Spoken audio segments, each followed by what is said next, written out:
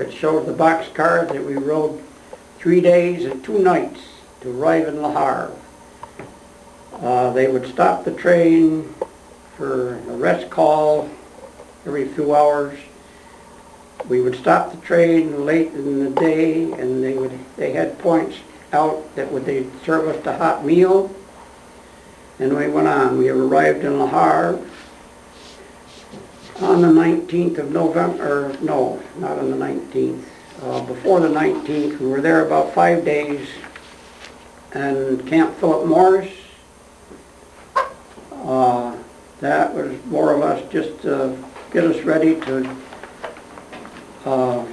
be prepared and to join the boat. We were put on the USS Monticello, which was an Italian ship that had been taken over. It was built by the Italians in 1928. The Americans took it over and used it for a troop ship. There was nearly 77,000 men aboard, plus 600 and something that's listed somewhere of how many personnel was run by the Coast Guard.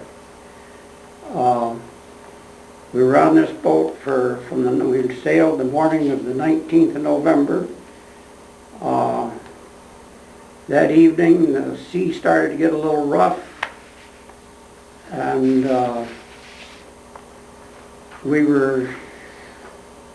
when we entered the boat, they had a mess hall, and the portholes were open. You could look out the portholes, and the water was probably 25 to 30 feet below. During this storm, we were arriving into a hurricane. After that, discovered that we were supposed to go to Boston. That's where the USS Monticello was going to drop us off. During this, try to avoid some of the hurricane with 40-mile-an-hour winds. They rerouted us. We changed our route to New York. I have a menu that they issued that was going to be for Thanksgiving. It showed us on that Thanksgiving that year was on the 22nd.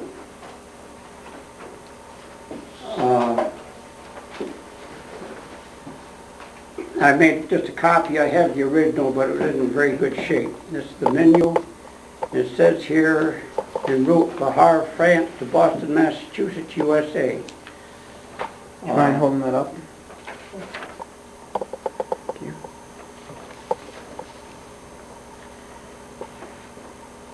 This is the diagram of the USS Monticello. This is our menu for that day. Young roast tom turkey, cream mashed potatoes, turkey noodle soup, giblet gravy, celery hearts, buttered garden peas, cranberry sauce, Waldorf salad, sweet mixed pickles and olives, red and onion dressing, fresh chilled oranges, and mince pie, bread, butter, and coffee. 22nd of November, 1945. Most of us made that. There was a few that were still seasick. I never did get seasick.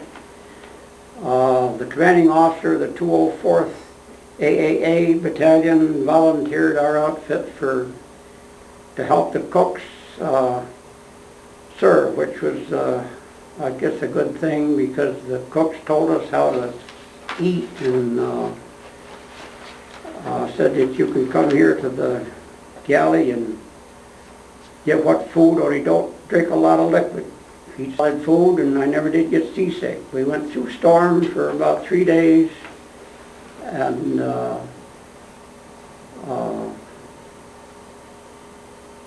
when it let up, it was peaceful and quiet, and we arrived in New York. And when we arrived in New York, going by the Statue of Liberty, the fire boats from the fire, and all the boat ships blew their horns and sprayed water in the air to for our welcome home. They took us, the USS Monticello went up the Hudson River, and we were taken off by ferry to Camp Shakes. Camp Shakes was the base that our outfit used as a port of embarkation when we were going overseas. 2.5 years before that. You said most of the times you actually got to eat hot meals, but on a few occasions you ate rations. Right. Can you tell me a little about those?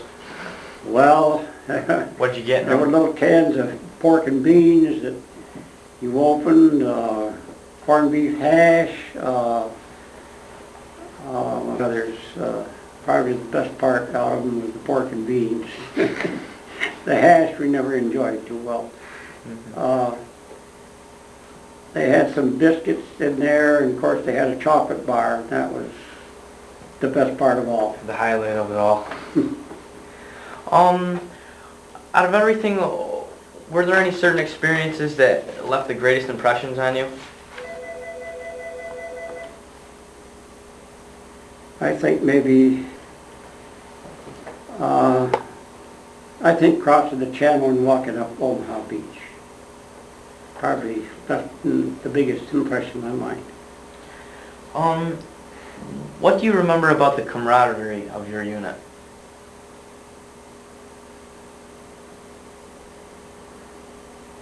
I don't think we had a man in our unit that wouldn't do something for his friend or the man he worked with.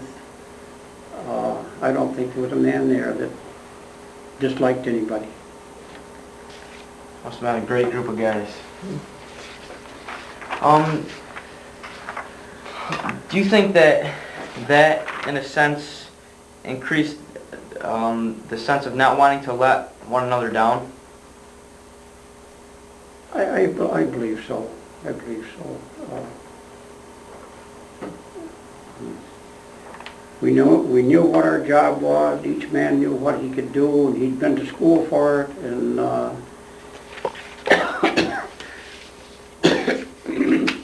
lot of these men had worked on planes before they were assigned to our outfit, but they were assigned to our outfit because of what they knew and what they could do. It wasn't just every man had his serial or occupation number, and like a clerk, mine was a 405 clerk. Mechanic, I have no idea what their numbers were, but they all signed a number, and this was all kept in their personal file, and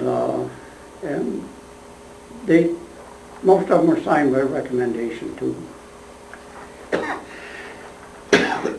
Servicemen are understandably proud after going through an experience such as these. Have these experiences changed you as a person?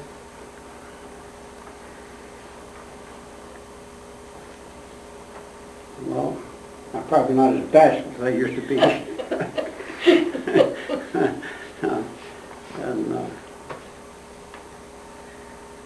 When you found out it was time for you to go home, what was the first thing that popped into your head?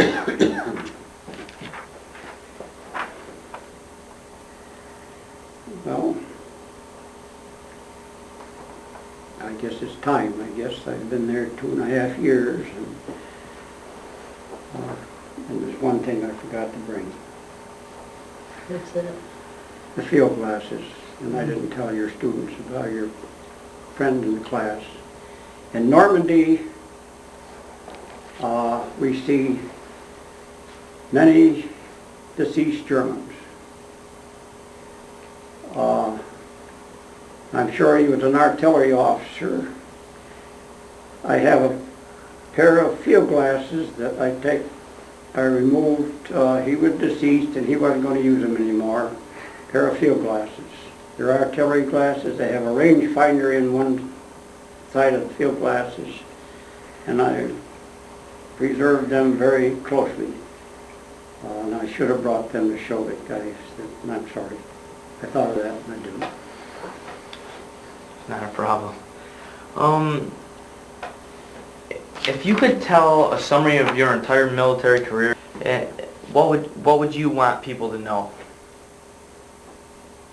What are some experiences that you think would best show the character of your unit and yourself?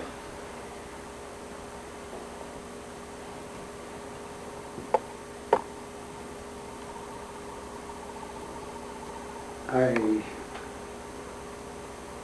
don't think there was a man that didn't want to finish the job that he was assigned to do. I cannot think of one man that shirked or wanted to shirk from his duty.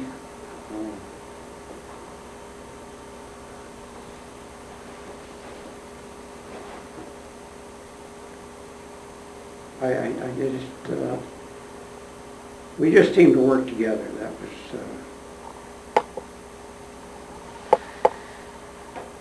Has the Pledge of Allegiance or the Star-Spangled Banner had an effect on you that makes you proud because you have defended your country? When I hear the Star-Spangled Banner played, and I see somebody that's not standing at attention, with his hand over his heart or his hat over his heart, and remove it, it makes an awful bad impression on me. I don't care what time or where it is or when the flag passes. Knowing now what happened on Omaha Beach 9 days before you came up, what do you feel for those guys who went through that? They went through hell. They did. I see the barriers that they had to go through, and they were just trying to remove them when we went. They had just made, this was all roped off. You just had, or I say roped off. You didn't go outside of the path that you were to walk up. All that afternoon we sat just off on the beach. They were exploding mines and stuff that these guys had to pass through. And that was one heck of a hill that they had to go up to, that we just walked over. Took a lot of hard hill. A lot of men died going up that hill. It certainly did.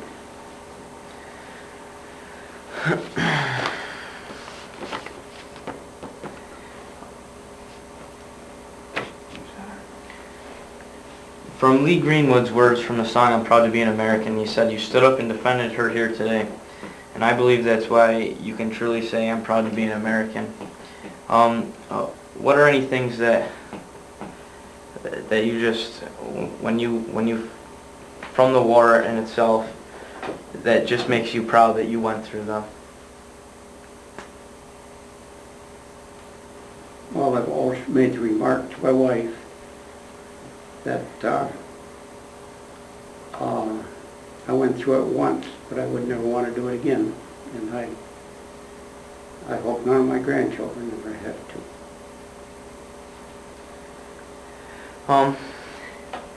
In the end, what does this all mean to you?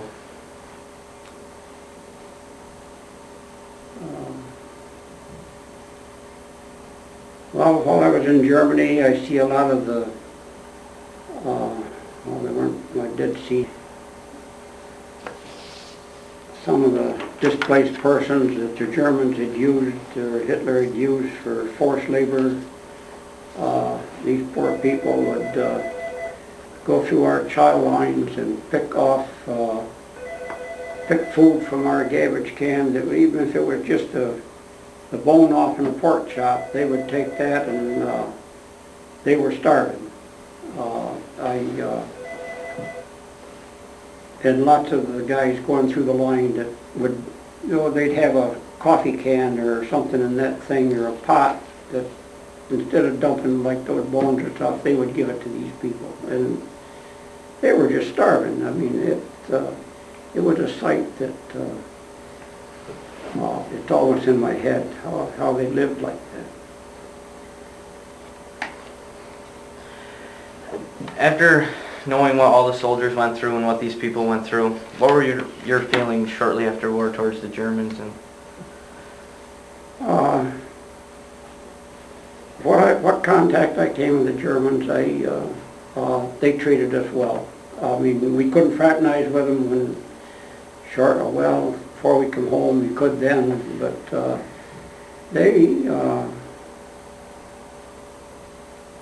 I can't ever remember a case that, of course, we weren't that much contact with them, but still you were to a certain extent. Uh, I can't think, they treated us well. Maybe they didn't know, all of them knew what was going on. They had to some extent, but I think they learned a lot afterwards and couldn't do much about it.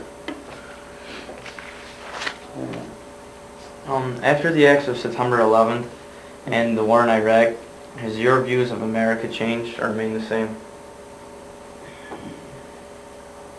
Well, I might get a little involved here. That's fine.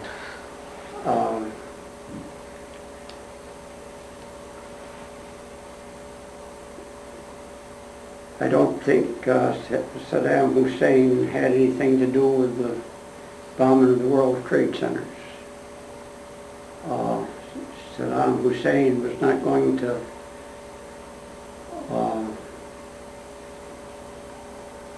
be any threat to us. He had us pretty well, we had him pretty well contained. And it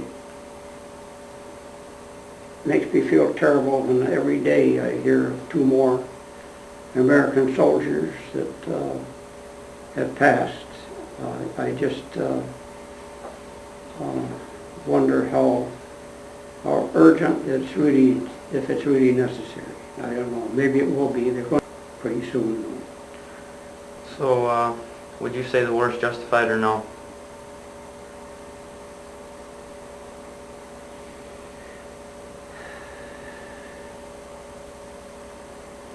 The more I hear every day, it makes a big question. It's well above 50%. That I don't think it was hardly justified. All right, thanks a lot. I mean, do you have anything you'd like to add? I appreciate the time that you have given me to present this to you. I've had it for years. And as I say, I haven't had that history of my outfit, and I hope a lot of you read it because it tells you what went on daily, and some days nothing was reported. But what Lieutenant McGinnis wrote on the day that, or the day after, for the end of that month, of June 1944, it puts quite a lot in there, and each month's summary after that. Probably don't put it all in there because that was his there, but still it gives us a good summary of which I never knew it existed until that came out. I didn't know they kept that stuff, but it came out of the archives of St. Louis. And we thank you, sir. Thank you. Nice job. I appreciate you guys.